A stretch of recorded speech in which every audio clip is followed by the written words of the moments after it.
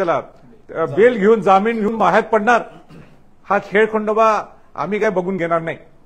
त्याच्या अगोदर त्याच्या नावानी 14 गुन्हे आणि मोक्याच्या अंडर तुम्ही स्वतः बोलले विधानसभेच्या पटलावर.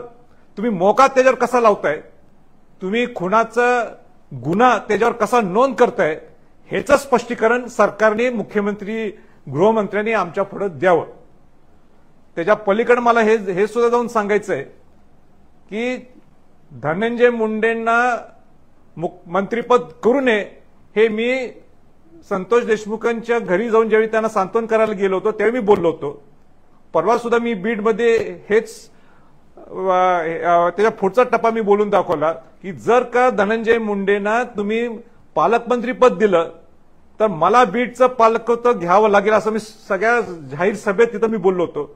माजी मुख्यमंत्रींना परत एक विनंती आहे की त्यांना कुठल्याही परिस्थितीत तुम्ही जर पुढचं पालकमंत्री दिलं, खरं म्हणजे त्यांना त्या पदावरच कमी करायला पाहिजे, त्याशिवाय न्याय मिळू शकणार नाही या सगळ्या बीडच्या लोकांना, किंबहुना महाराष्ट्राला न्याय मिळू शकणार नाही.